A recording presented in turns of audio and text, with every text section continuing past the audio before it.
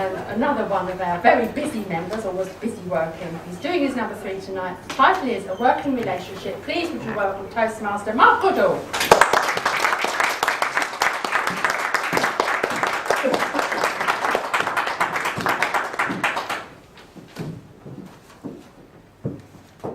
When was the last time you saved £300? I did recently, and I'm going to tell you about it. Madam Toastmaster, fellow Toastmasters, and of course very welcome guests, the purpose of my speech is to give you the skills and knowledge to identify and replace a faulty car radiator.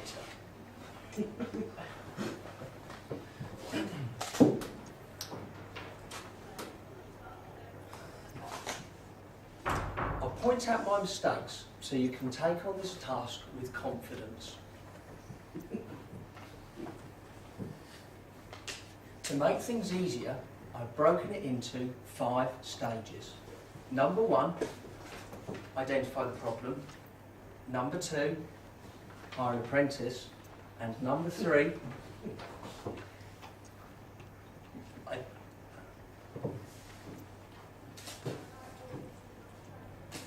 do your homework. And number 4, tools and parts. Number 5, doing the job. So, stage 1. To identify the problem, you need to analyse the symptoms. No tools are needed for this. The radiator can leak due to stone chip damage or rust.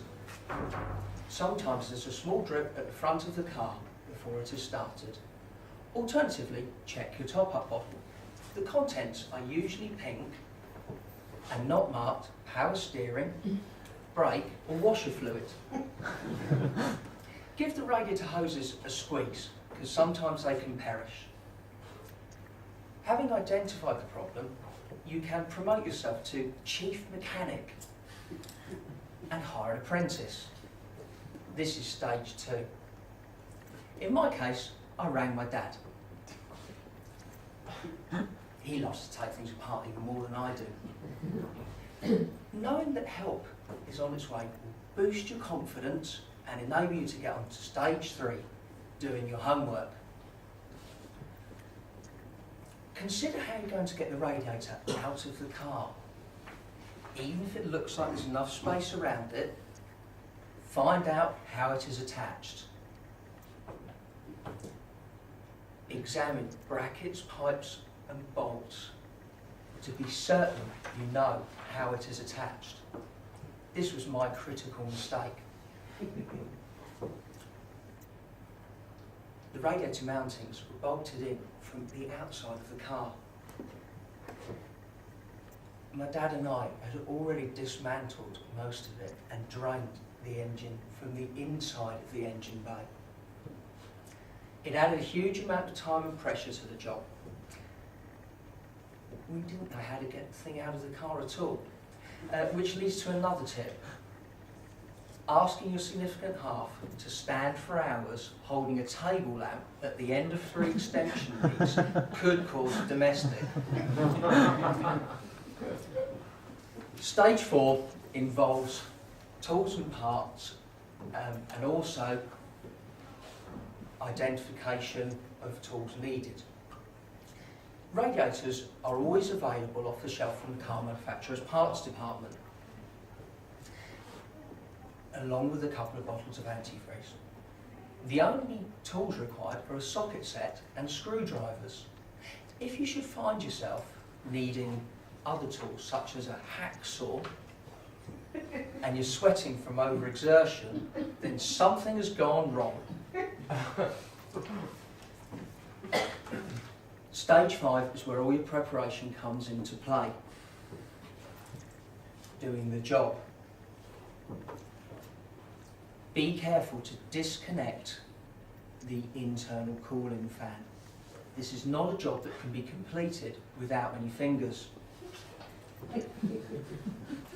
Dismantling car bodywork such as bumpers and wheel arch insets is easier than it looks. All you need to do is organise yourself. Don't leave upturned screws near the side of wheels where you might not spot them again. You don't want to be grinning from ear to ear when you've packed up, only to hear a hissing sound. Reassembly, of course, is the reverse of disassembly. Fill your top-up bottle with antifreeze and start the engine. Don't panic when the temperature gauge goes sky high. Simply turn off the engine, unscrew the top-up bottle, and watch the air bubble out of the system. You simply repeat the process until the system is full of antifreeze again.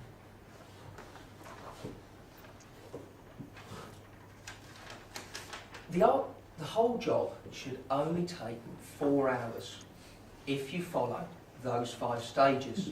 So, number 1, identify the problem. Number 2, hire an apprentice. Number 3, do your homework. Number 4, tools and parts. And number 5, do the job. It took my dad and I 16 hours. I know. 16 hours for 2 people to save 300 quid. You're thinking, was it worth it?